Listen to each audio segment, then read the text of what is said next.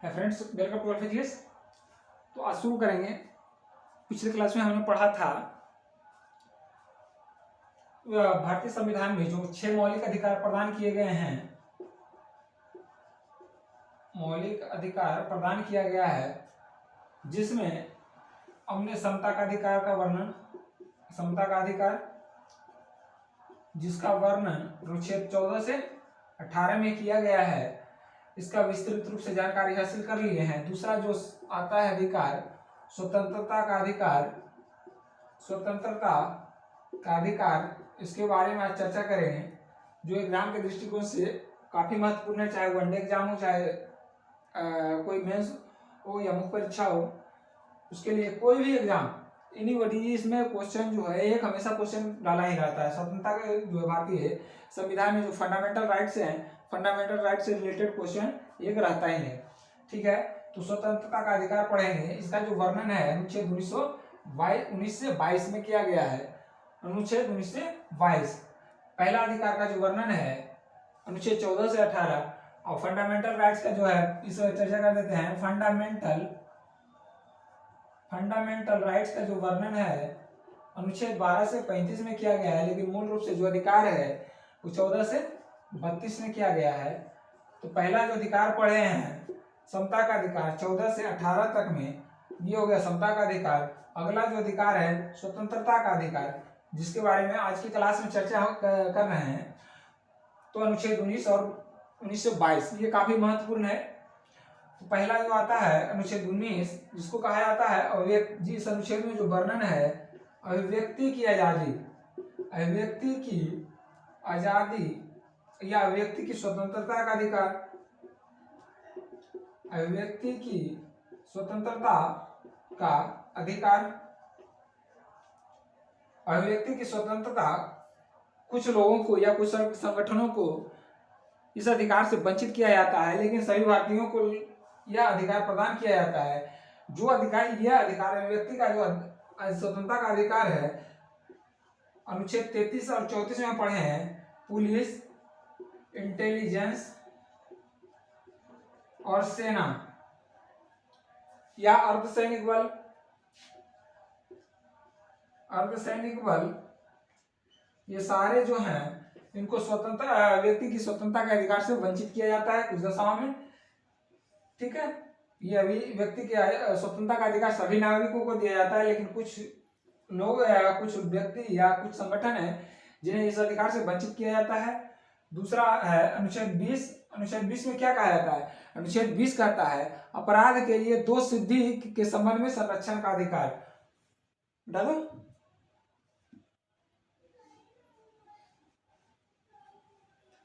अनुच्छेद 20 कहता है अपराध, आर्टिकल 20, अपराध के लिए, अपराध के लिए दोष संरक्षण, अपराध के लिए दोष सिद्धि में संरक्षण का अधिकार। ध्यान रखिएगा, अपराध के लिए दोष सिद्धि में संरक्षण का अधिकार, यानी किसी व्यक्ति का अधिकार, यानी अगर कहा जाए कि किसी व्यक्ति पर जब तक अपराध साबित न हो जाए, किसी व्यक्ति पर जब तक अपराध साबित न हो जाए तब तक उस व्यक्ति को अपराध की श्रेणी में नहीं रखा जाएगा, अपराधी की श्रेणी में नहीं रखा जाएगा, अपराधी घोषित नहीं किया जा सकता है। जब अपराध साबित हो जाएगा उस व्यक्ति पर, तो वह जो है अपराधी कहा जाएगा।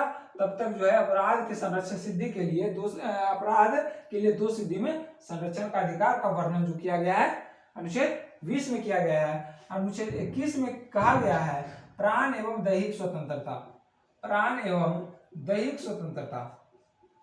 यह जो अनुच्छेद है, यह आर्टिकल काफी महत्वपूर्ण है। जब देश में राष्ट्रपति के द्वारा, जब देश में राष्ट्रपति के द्वारा आर्टिकल 352 यानी अनुच्छेद 352 लागू हो जाता है, 352 भारतीय अनुच्छेद 352 लागू हो जाता है राष्ट्रपति के द्वारा, यानी इस समय जो क्या लागू होगा, 352 लागू होगा तो राष्ट्रीय आपातकाल की घोषणा लागू करेगा।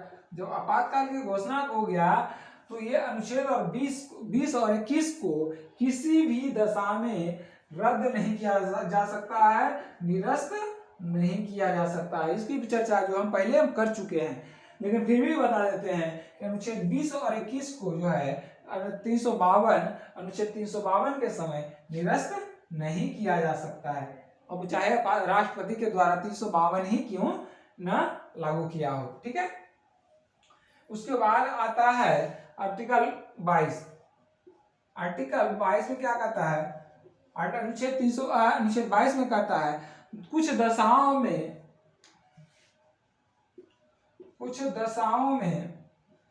कंडीशन है, कुछ दशाओं में गिरफ्तारी तथा निरोध के संरक्षण का अधिकार। अब कुछ दशाओं में निरोध संरक्षण का अधिकार क्या मतलब हुआ? कोई ऐसा कंडीशन है जिसमें हमें अरेस्ट नहीं किया जा सकता है। कैसे? विदाउट वारंट अरेस्ट नहीं किया जा सकता है, जो विदाउट वारंट अरेस्ट नहीं किया जा सकता है। दूसरा, महिलाओं को रात्रि में गिरफ्तार नहीं किया जा सकता है। महिलाओं को जब भी गिरफ्तार करेगा तो महिला पुलिस गिरफ्तार करेगा, इत्यादि जो है इसका वर्णन अनुच्छेद 22 में किया गया है। अब जो है ये तीनों अनुच्छेद 4 अनुच्छेद 19, 20, 21 और 22 पर एक एक करके चर्चा करेंगे, जो काफी महत्वपूर्ण है एग्जाम के दृष्टिकोण से, चाहे वनडे एग्जाम हो चाहे मुख्य परीक्षा हो, किसी भी एग्जाम के लिए काफी महत्वपूर्ण रहता है एक बार जो है। तो इसीलिए सभी को, जितने भी स्टूडेंट हैं, मैं उनको बता देता हूं कि जो भी है पूरा तन और मन से क्लास ज्वाइन करें।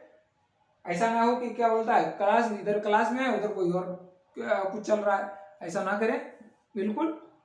अगर करना है तो क्लास हमारा लेफ्ट हो जाना, ठीक है, किसी को डिस्टर्ब नहीं करें।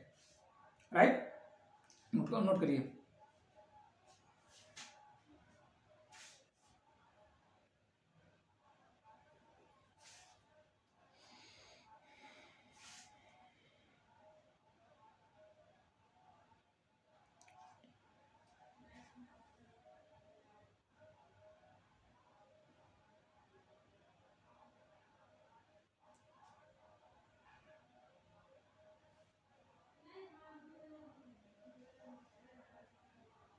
चलिए, तो पहला आते हैं अभिव्यक्ति की आजादी। अभिव्यक्ति की आजादी पे आते हैं अनुच्छेद 19। अभिव्यक्ति की आजादी, अभिव्यक्ति की स्वतंत्रता का अधिकार। अभिव्यक्ति की स्वतंत्रता का अधिकार, तो इसमें क्या है, ये इसका वर्णन जो है अनुच्छेद 19 में किया गया है, आर्ट 1919 में किया गया है। यह जो है संविधान का में जो फंडामेंटल राइट्स प्राप्त प्रदान किया गया है, फंडामेंटल राइट्स में ये सबसे महत्वपूर्ण आर्टिकल है, जो आज के समय में लगभग हर व्यक्ति के लिए महत्वपूर्ण है। आर्टिकल 19, ठीक है, आर्टिकल 19 हर व्यक्ति के लिए महत्वपूर्ण है। इस आर्टिकल को जो है 5 खंडों में विभक्त किया गया है। इस आर्टिकल को 5 खंडों में विभक्त किया, अच्छा, इसमें जो है 7 में किया गया, 5 नहीं 7 में किया गया है। इस आर्टिकल को जो है 7 में पहले खंडों में विभक्त किया गया है। एक खंड आता था पहले 19 का 1 का क, आर्टिकल 19 का 1 ख, 19 का 1 ग, 19 का 1 घ, 19 1 अंग, 19 का 1 च और 19 का 1 छ। 19 का 1 च में जो है वह इस खंड में जो वर्णन किया गया था, संपत्ति अर्जन, धारण तथा व्यय का अधिकार। इसे जो है संपत्ति अर्जन, धारण तथा व्यय का अधिकार, व्यय का अधिकार, इस अधिकार को जो है याद रखिएगा 44वें संविधान संशोधन के तहत, 44वें संविधान संशोधन 1978 के तहत, 1978 44वें संविधान संशोधन कब हुआ था? 1978 में। किसकी सरकार थी? जनता पार्टी की सरकार थी। 1978 में इसे संशोधित करके हटा दिया गया और जो है अब जो है जिसमें प्रदान किया गया है अनुच्छेद 19 में अधिकार जो है ये 6 अधिकारों का वर्णन किया गया है। तो इसका जो है पहला अनुच्छेद 19 का ए में ये कहता है भाषण और अभिव्यक्ति की स्वतंत्रता का अधिकार। इसमें कहा जाता है भाषण और अभिव्यक्ति अभिव्यक्ति की स्वतंत्रता का अधिकार। ठीक है, भाषण और अभिव्यक्ति की स्वतंत्रता का अधिकार इसमें कहा गया है। सारे पर चर्चा करेंगे एक एक पर। दूसरा पे आता है कि आप जो है शांतिपूर्ण तथा हथियार रहित प्रत्येक नागरिक को शांतिपूर्ण तथा हथियार रहित नहीं सहित नहीं रहित हथियार के बिना कहीं भी समागम सम्मेलन का अधिकार है। सम्मेलन का अधिकार दिया गया है। अनुच्छेद 19 का एक जो होता है 19 का एक का ग कहता है इसी के अंतर्निहित है संघ समिति संगठन बनाने का अधिकार।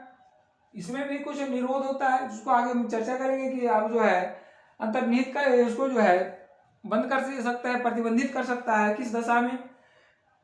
इसको जो है अनुच्छेद एक का ख में को भी प्रतिबंधित कर सकता है किस दशा में। तो सारा जो है डिटेल करेंगे पढ़ेंगे। पहले इस पर हम चर्चा कर लेते हैं। उसके बाद आता है अनुच्छेद एक का क्या अनुच्छेद 19 का एक का घ। इसमें कहता है भारत के राज्य क्षेत्र किसी भी राज्य क्षेत्र में निर्बाध गमन का अधिकार। ठीक है, यह सब कहीं भी जो है निर्बाध गमन कर सकता राज्य क्षेत्र में किसी भी राज्य क्षेत्र में कहीं भी इंडिया के क्षेत्र में गमन का अधिकार। आड़ा कहता है किसी भी राज्य क्षेत्र में इसको भी प्रतिबंधित कर सकता है कुछ कंडीशन में। किसी भी भारतीय राज्य में बसने का अधिकार इसमें को भी निरस्त किया प्रतिबंधित किया जा सकता है। और जो है अभी जो बताए थे संपत्ति अनुच्छेद 19 का एक का च इसमें जो कहा जाता है संपत्ति अर्जन धारण तथा व्यय का अधिकार। इसको 44वें संविधान संशोधन जनता पार्टी की सरकार जब आई थी 1978 में तो एक नियम आया था संविधान संशोधन अधिनियम 1978 जिसके तहत अनुच्छेद 19 का एक हटा करके संपत्ति का जिसमें अर्जन धारण तथा व्यय का अधिकार था इसको हटा दिया गया। उसके बाद आता है कि कोई भी व्यक्ति जो है अनुच्छेद 19 का एक का घ इसमें कहता है देश के किसी भी हिस्से में यानी राज्य क्षेत्र किसी भी राज्य क्षेत्र में इसको यहां लिख देता हूं एक का घ किसी भी राज्य क्षेत्र में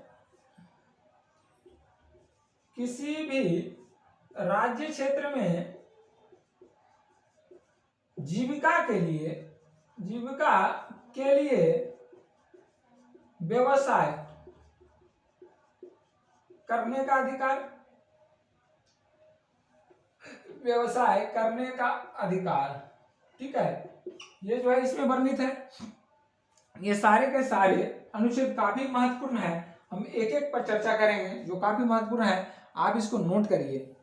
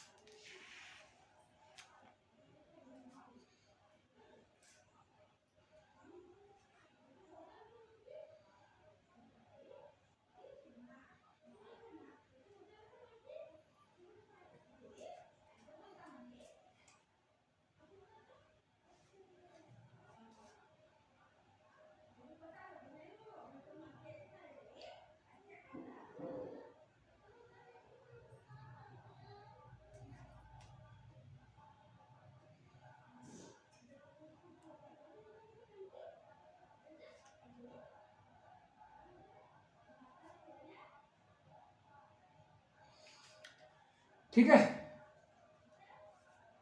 नोट कर लिए। चलिए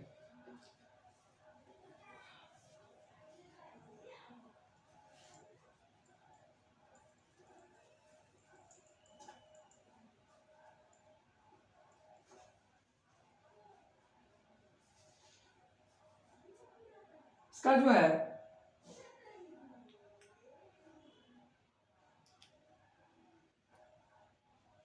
अनुच्छेद 19 का एक पढ़ेंगे, अभिव्यक्ति की आजादी।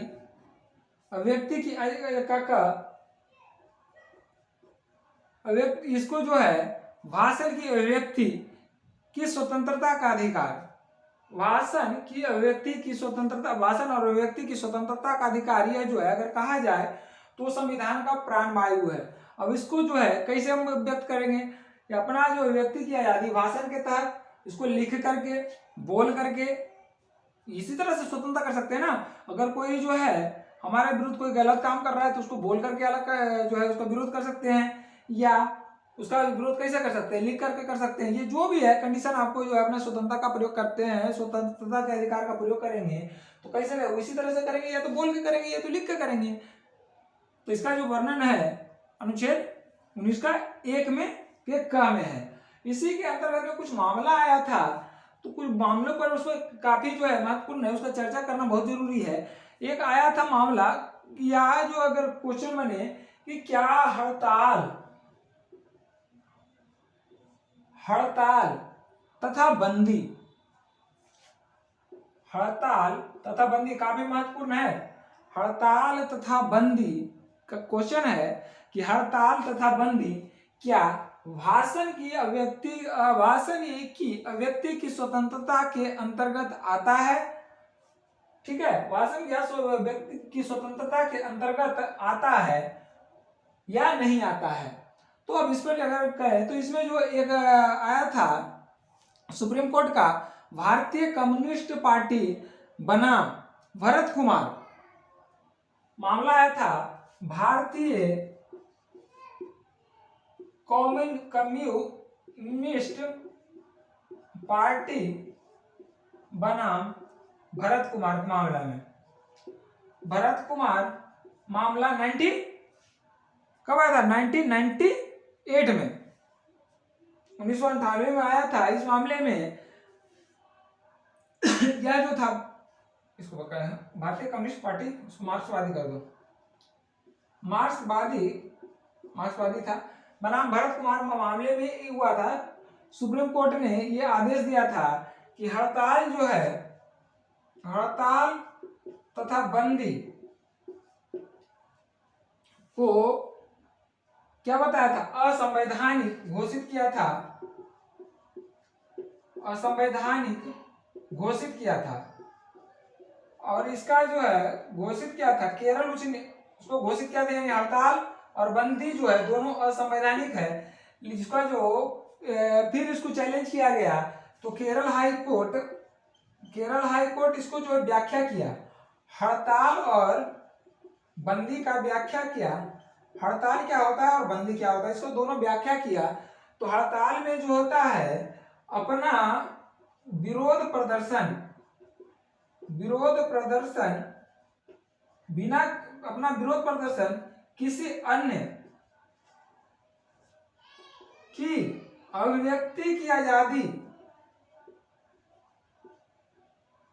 अभिव्यक्ति की आजादी को छीने बिना, अभिव्यक्ति की आजादी की उल्लंघन किए बिना जो किया जाता है वो हड़ताल होता है। और बंदी जो होता है जबरदस्ती, कहीं ना कहीं जो है जबरदस्ती होता है। और यह जबरदस्ती जो है आपको मजबूर करता है, लोगों को जो है वो इफेक्ट करता है, लोगों के व्यक्ति की आजादी को उल्लंघन करता है। तो इसीलिए इसको जो है असंवैधानिक घोषित किया गया। आप अपने अभिव्यक्ति की आजादी, आप अपने हक के लिए लड़ सकते हैं, लेकिन किसी और का अभिव्यक्ति की जो स्वतंत्रता है उसको आप नहीं छीन सकते हैं, आप उसका उल्लंघन नहीं कर सकते। तो बंदी जो है कहीं ना कहीं किसी ना किसी रूप में मजबूर करता है, प्रेशर डालता है कि आप जो, जैसे दुकान है, बंदी कर रहा था, आप जबरदस्ती डालता है, कहीं कहीं तो भी देखते हैं जबरदस्ती करता है कि जबरदस्ती शटर लगा देता है, दो दुकान को ठेला उलट देता है, ये जो भी जबरदस्ती चलता रहता है। तो ये जो बंदी का है, ये बंदी असंवैधानिक है। हड़ताल जो है एक कंडीशन में ही हड़ताल पूर्ण होगा या पूरक होगा कि आप जो है कब, कि उस कंडीशन में ही होगा जब हड़ताल बिना किसी व्यक्ति की अभिव्यक्ति की आजादी को जो है हनन किए हुए आप अपने हक को मांग के लिए लड़ाई कर रहे हैं या मांग कर रहे हैं, तो जो है वो संवैधानिक नहीं होगा, वो असंवैधानिक नहीं होगा। लेकिन अगर किसी के अभिव्यक्ति की आजादी को छीन रहे हैं, किसी के अभिव्यक्ति की आजादी का हनन हो रहा है, तो वो क्या होगा, उसका असंवैधानिक होगा। ठीक है। तो जो सर्वोच्च न्यायालय फैसला दिया था, कहा था कोई भी राजनीतिक दल के द्वारा, किसी भी राजनीतिक दल के द्वारा अगर हड़ताल या बंदी बुलाया जाता है तो वह असंवैधानिक होगा। तो इसका जो है सबसे महत्वपूर्ण है, ये वनडे एग्जाम में कई बार पूछ चुका है कि बंदी और हड़ताल को असंवैधानिक घोषित या परिभाषित करने वाला जो उच्च न्यायालय है कौन सा है, तो केरल उच्च न्यायालय है। ठीक है। तो इसी के अंतर्गत जो आता है एक प्रेस की स्वतंत्रता, और भी इसमें है मामले, उसका अगर मामला देखेंगे तो एक और बता देता हूं मैं। उसके बाद प्रेस की स्वतंत्रता पे आते हैं। एक आता है राष्ट्रीय ध्वज की मामला में। राष्ट्रीय ध्वज जो है अपने घर या परिसर में फहरा सकते हैं कि नहीं फहरा सकते हैं, ये भी है। तो कहता है भारत सरकार बनाम नवीन जिंदल, एक मामला आया था 2008 में, एक आया था मामला भारत सरकार बनाम नवीन जिंदल मामला आया था 2008 आया था। इस मामले में कहा गया था कि आप कुछ परिस्थितियों में या कुछ कंडीशन में, रीजनेबल कंडीशन होगा, उस कंडीशन में आपको जो है प्रतिबंधित किया जा सकता है कि घर या कार्यालय में नहीं फहरा सकते हैं नवीन जिंदल, भारत सरकार बनाम नवीन जिंदल वाले मामले में आया था। ठीक है। और ऐसे जो है 2-3 मामले हैं, विशेष रूप से उसका कोई उतना ज्यादा है नहीं एग्जाम के लिए, मुख्य परीक्षा में भी बहुत मामला पूछता तो यही वाला है आपका, जो कम्युनिस्ट पार्टी वाला मामला, संवैधानिक हड़ताल और बंदी वाला, इसका चर्चा जरूर कर दें तो काफी है। उसके बाद आता है प्रेस की स्वतंत्रता का अधिकार। प्रेस की स्वतंत्रता, प्रेस की स्वतंत्रता क्या कहता है, अनुच्छेद प्रेस की स्वतंत्रता, ये भी काफी महत्वपूर्ण है। अभी जो है काफी इस पे चल रहा है स्वतंत्रता। मीडिया जिसको कहते हैं, मीडिया का जो फ्रीडम है उसका फ्रीडम दिया गया है। फ्रीडम का चर्चा अनुच्छेद 19 का 1 क में किया गया है। इसमें कहा गया है कि 1962, इस मामले में 1962 में जो है साक्कल पेपर्स मिल बनाम भारत जो है मिल 1962 बनाम भारत सरकार मामले 1962 में था। इसमें स्पष्ट किया गया है कि व्यक्ति की आजादी के अंतर्गत जो है प्रेस की स्वतंत्रता का अधिकार वर्णित है। 1962 साक्कल पेपर्स मिल मामला, उसको याद रखिएगा, साक्कल पेपर्स मिल मामला 1962 में। ठीक है। इसी के अंतर्गत प्रेस की स्वतंत्रता वन डे एग्जाम के लिए काफी महत्वपूर्ण है। इसको जो है कंडीशन में रद्द किया जा सकता है जब हम उसको निलंबन पढ़ाएंगे। जो है प्रतिबंधन अनुच्छेद 19 का प्रतिबंधन कब कब प्रतिबंधित किया जाता है, इसी में हम चर्चा आगे करेंगे। फिलहाल इस पे जो है 1962 वाला, इसमें प्रेस की स्वतंत्रता अनुच्छेद 19 का 1 का में वर्णित किया गया है। उसके बाद आता है right to know, right to know, जानने का अधिकार। जानने का अधिकार इसमें क्या है, इसमें जो एक मामला आया था इंडियन एक्सप्रेस न्यूज़पेपर्स बनाम भारत सरकार, इसमें आया एक मामला था इंडियन एक्सप्रेस न्यूज़पेपर्स बनाम भारत सरकार मामला में कि कहा गया था कि लोकतांत्रिक व्यवस्था में नागरिकों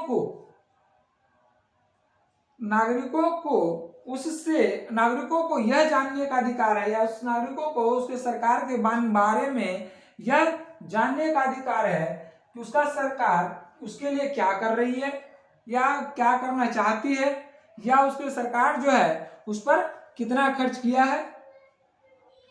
ठीक है, ये जो है कहा गया है, ये कहा जाता है राइट टू नो। इसी से एक निकल के आया था। पहले जो क्या कहता था, अंग्रेज जो सरकार था, अंग्रेज सरकार था, तो अंग्रेज जो सरकार था, तो अंग्रेज सरकार अपने सरकार के लिए राइट टू नो जनता के लिए नहीं लागू किया था। क्यों? क्योंकि जो है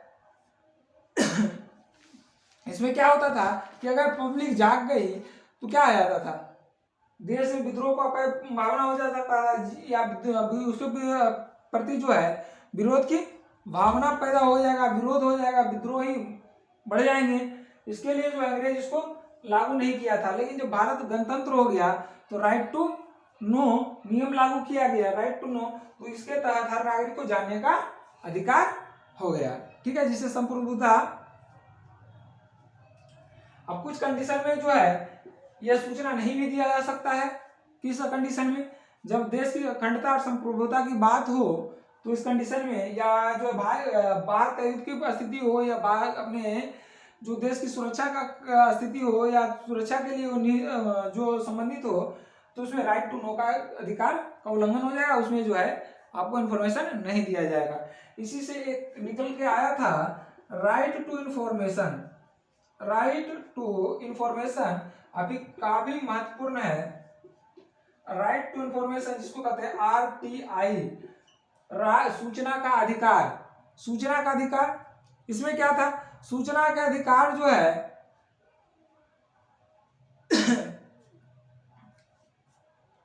सूचना के अधिकार यह काफी महत्वपूर्ण। सूचना का अधिकार जो है सबसे पहले 2002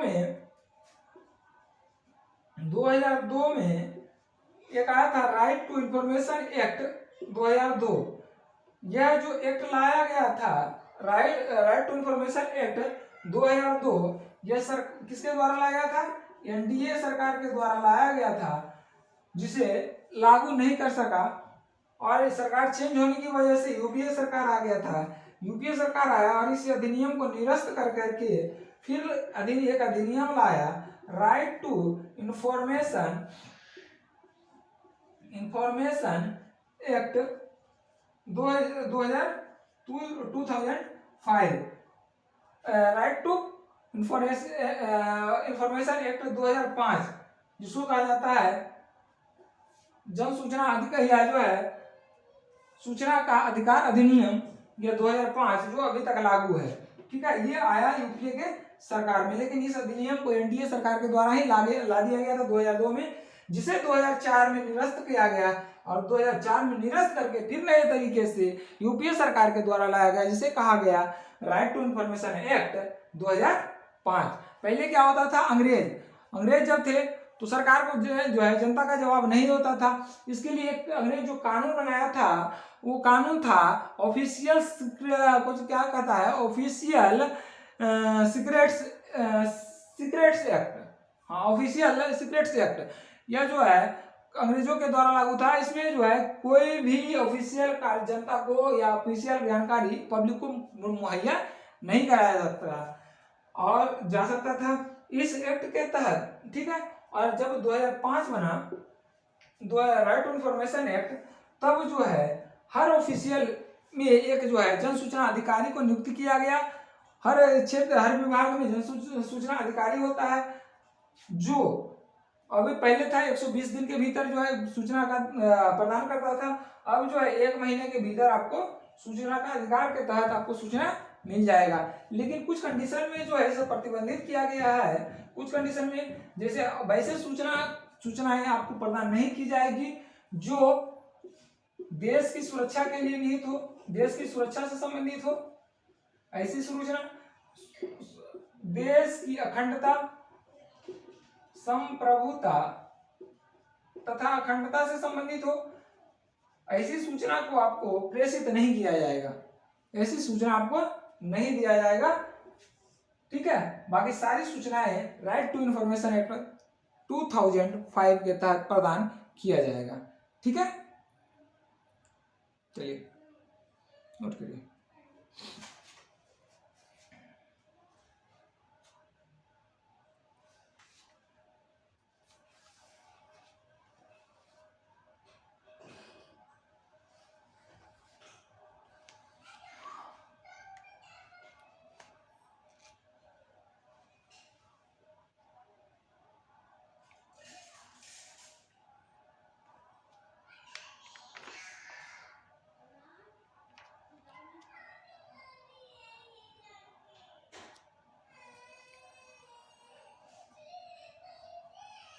हो गया। चलिए उसके बाद आते हैं, एक इसी के अंतर्गत आता है वोटर इंफॉर्मेशन एक्ट, मतदाता सूचना अधिकार अधिनियम।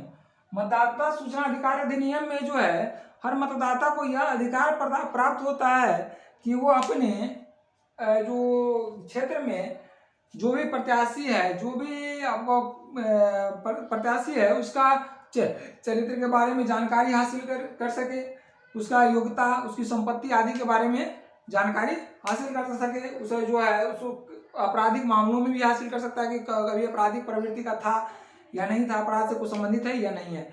ये जो है वोटर एक्ट क्या बोलता है, वोटर एक्ट कहा जाता है, राइट टू वोटर एक्ट।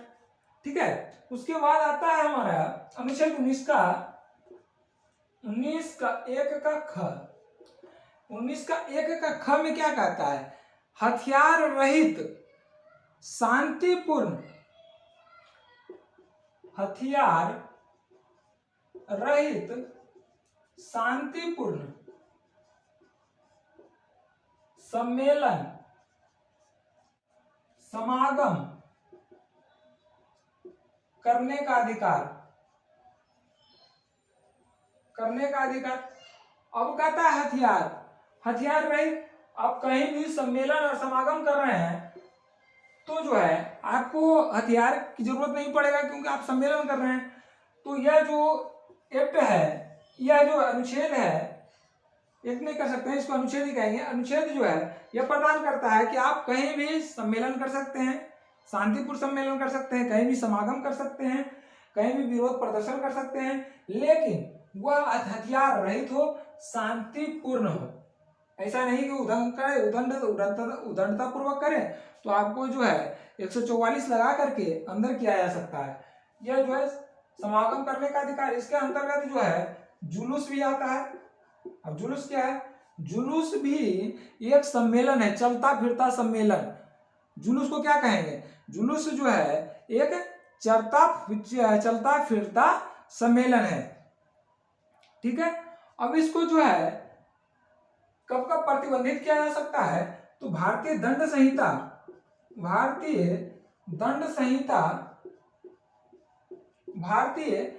संहिता के अध्याय 8 में यह बताया गया है इसे कब कब प्रतिबंधित किया जा सकता है, कब कब प्रतिबंधित किया जा सकता है, कब कब प्रतिबंधित नहीं किया जा सकता है। तो दंड संहिता के क्या खंड, अध्याय 8 में, यह खंड उसको कह सकते हैं अध्याय 8 में। और इसके तहत जो है अनुच्छेद 144 आता है, धारा 144 के अंतर्गत आपको जो है वहां मजिस्ट्रेट जो होता है आपको जुलूस निकालने का या सम्मेलन करने का जो है अनुमति नहीं दे सकता है, मना भी कर सकता है अनुमति देने से।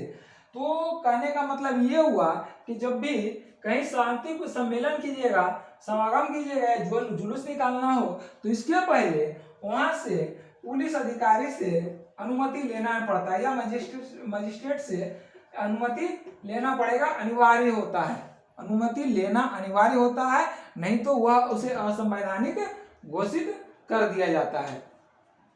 उसे क्या कर देता है, असंवैधानिक घोषित कर दिया जाता है। ठीक है। यह जो है बाध्यकारी होता है, 100% बाध्यकारी होता है, 100% होता है। अगर यह जो नहीं किया तो जो है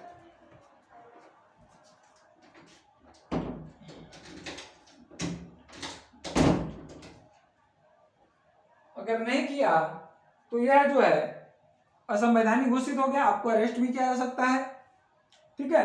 तो याद रखिए धारा 144 के तहत मजिस्ट्रेट आपको मना भी कर सकता है। ऐसा नहीं है कि आप उसको एप्लीकेशन देने गए आपको अनुमति प्रदान ही कर दे।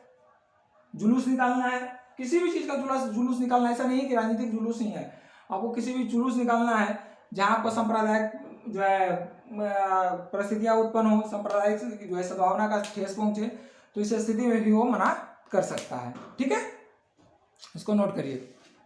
बैठ गया।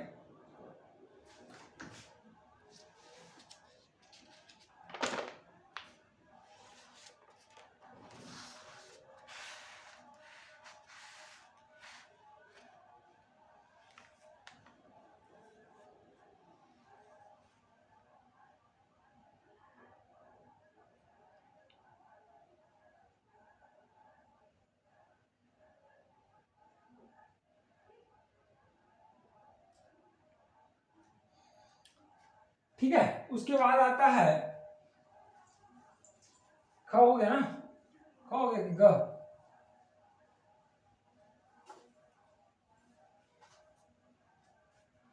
चलिए उसके बाद ख हो गया। उसके बाद आता है अनुच्छेद 19 का 1 का ग। इसमें कहा गया है कि किसी भी नागरिक को, किसी भी भारतीय नागरिक को, ध्यान रखिए, किसी भी भारतीय नागरिक को समिति या संघ बनाने का अधिकार प्राप्त है। समिति या संघ बनाने का अधिकार प्राप्त है। समिति या संघ बनाने का अधिकार प्राप्त है। जैसे समिति बना लेगा, सहकारी समिति बना सकता है, संघ बना सकता है, दल बना सकता है, पार्टी बना सकता है, या यूनियन बना सकता है, मजदूर पार्टी बना सकता है, मजदूर पार्टी का गठन कर सकता है। ये जो है अनुच्छेद 19 का ग 1 का ग प्रदान करता है, लेकिन कुछ दशाओं में इसे, कुछ कंडीशन में जो है, कुछ कंडीशन लगा करके इसको प्रतिबंधित भी किया जा सकता है। जिसमें प्रतिबंधित कब किया जाएगा, जो देश की शांति, अभिव्यक्ति, शांति से संबंधित हो, या देश की सुरक्षा से संबंधित हो। देश की सुरक्षा में अगर कोई लगता है कि देश की सुरक्षा इस पर प्रभावित होगा तो उसे प्रतिबंधित किया जा सकता है। लगेगा कि देश की संप्रभुता, इससे असर पड़ेगा संप्रभुता पर, तो भी इसे प्रतिबंधित किया जा सकता है। जैसे कुछ पार्टियां जो है उसको प्रतिबंधित भी किया जा चुका है। जैसे सिमी है, इसको प्रतिबंधित किया जा चुका है। उसके पहले खलिस्तानी वाला था, ये भी प्रतिबंधित किया जा चुका है। तो ऐसे कई पार्टियां हैं जो प्रतिबंधित किया जा चुका है। ठीक है, इसके लगता है कि देश से संप्रभुता हमारी खराब होगा। ठीक है। उसके बाद आता है अनुच्छेद 19 का 1 का घ।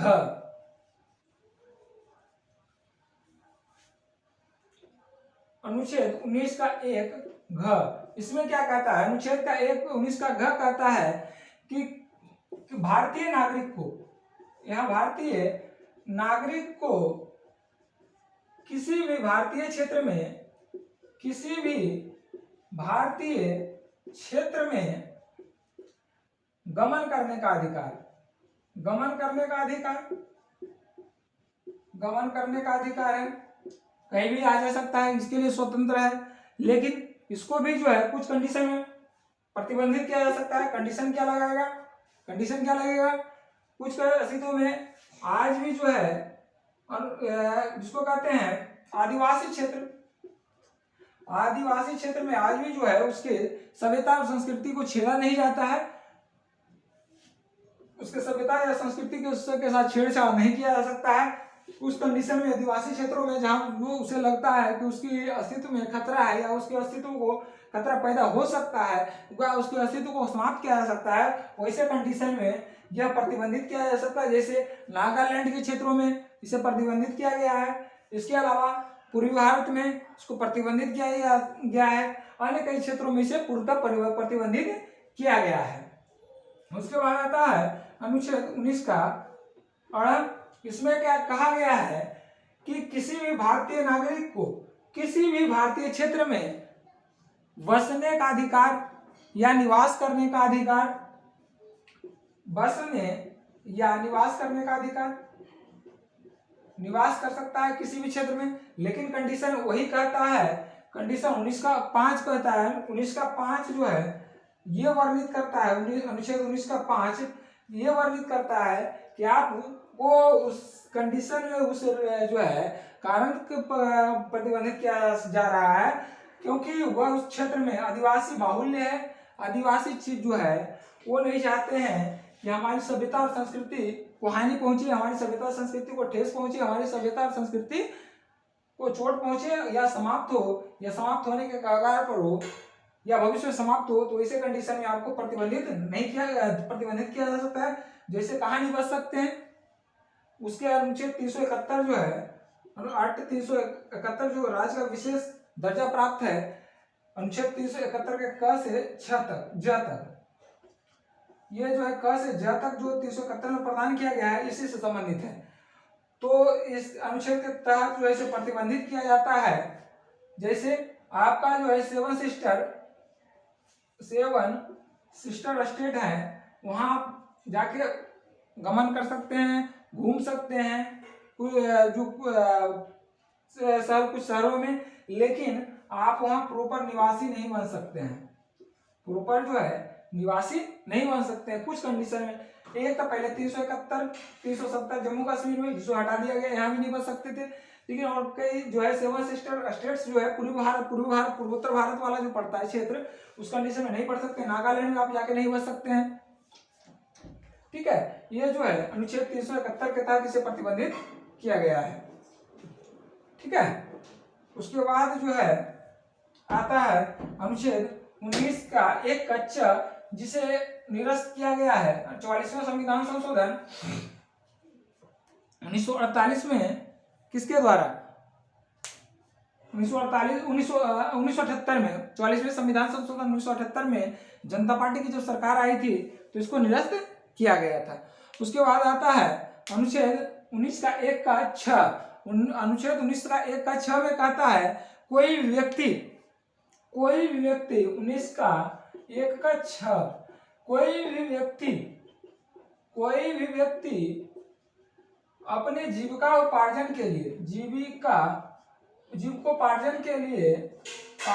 लिए व्यवसाय कर सकता है, कहीं भी व्यवसाय कर सकता है। लेकिन आपको जो है इसमें भी कंडीशन लगाया जा सकता है, व्यवसाय कर सकता है, तो आप जो है इस कंडीशन को कैसे लगाएगा? आपको प्रतिबंधित किया जाएगा कि आपका जो है देश के विरुद्ध तो नहीं हो, व्यवसाय आपका देश की सुरक्षा के विरुद्ध ना हो। देश की सुरक्षा के विरुद्ध कैसे होगा? आप ड्रग्स का व्यापार नहीं कर सकते हैं, ड्रग्स का व्यापार नहीं, ये भी व्यवसाय है लेकिन आप नहीं कर सकते हैं। देश की सुरक्षा, गांजा का व्यवसाय नहीं कर सकते हैं, गांजा का, चरस का, हथियार का। ठीक है, यह जो है इस तरह से जो मादक पदार्थ है इसका व्यवसाय नहीं कर सकते, शराब का व्यवसाय नहीं कर सकते, ये सब जो है असंवैधानिक है। अनुच्छेद 19 का 1 के तहत इससे कोई मतलब नहीं है। इसका जो प्रतिबंध अनुच्छेद 19 का 1 में जो दिया गया है जीविकोपार्जन का अधिकार, इसके अंतर्गत ये निहित नहीं है। ठीक है, हो गया ना। उसके बाद आता है आपका अनुच्छेद 19 कब जो है सस्पेंड किया जाता है या निरस्त किया जा सकता है? तो जब, पहले इसको नोट करिए,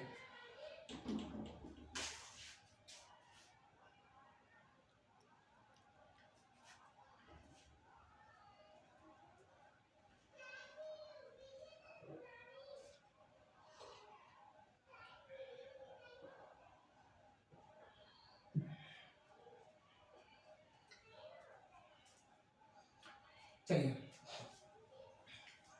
अनुच्छेद 19 को जो है कब सस्पेंड किया जा सकता है, निरस्त किया जा सकता है? तो जब देश में आपात की स्थिति पैदा हो, जब देश में निरस्त कब किया जा सकता है? निरस्त अनुच्छेद 8-19 को निरस्त कब किया जा सकता है? जब देश में राष्ट्रपति के द्वारा 352 लागू हो। जब देश में 352 लागू हो जाता है अनुच्छेद, तो अनुच्छेद 358 लागू हो जाता है अपने आप। और इस 358 जब लागू हो जाता है तो इसको लागू होते ही 8-19 हमारा अपने आप निरस्त हो जाता है। 8-19 अपने आप निरस्त हो जाता है। एक जब आया था 25 जून 1975 में एक आपात काल लागू हुआ था। 25 जून 1975 में एक आपात लागू हुआ था, किसके द्वारा? इंदिरा गांधी के द्वारा। 25 जून 1975 को एक आपात लागू हुआ था इंदिरा गांधी के द्वारा। इस आपात के दौरान जो है लगभग सारी स्वतंत्रताएं जो 19 में वर्णित है, सभी स्वतंत्रताओं को निरस्त कर दिया गया था।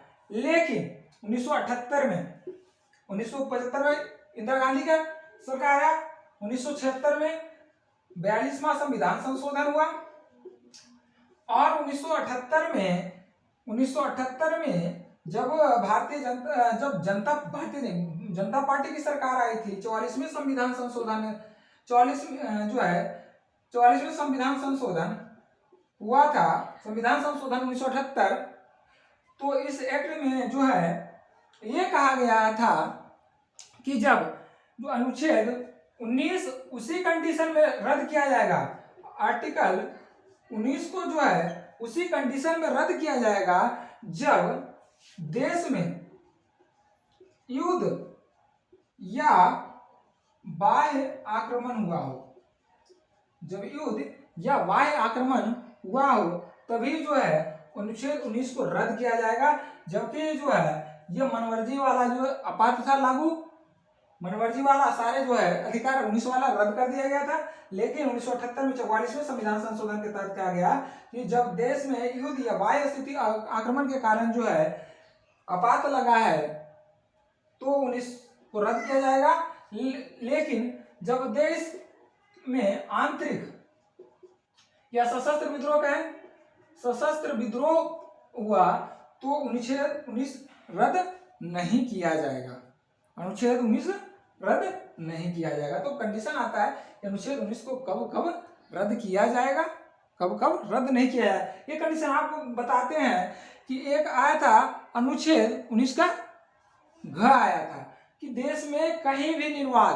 तो आपको ये बता देते हैं कि अनुच्छेद 19 का जो है, अनुच्छेद 19 का एक का घ प्रदान करता है कि देश के अंदर किसी भी जो है कहीं भी आप निर्वाध गमन कर सकते हैं। लेकिन देश के बाहर अगर कहा जाए, देश के बाहर या विदेश में गमन करने का जो संबंधित अधिकार है उसका जो प्रक्रिया है अनुच्छेद अधिकार प्रदान करता है, अनुच्छेद 21 प्रदान करता है। ठीक है, इसमें वर्णित है, इसको हम आगे चर्चा करेंगे।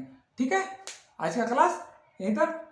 ठीक है, बाकी इस पर जो है एक बार चर्चा कर लेंगे, अपने आप उसको एक बार देख लेंगे, एक बार नोट करके देखेंगे, लिख के अपने तो पता चलेगा। बाकी लिख करके हमारे नंबर पे डाल दीजिएगा।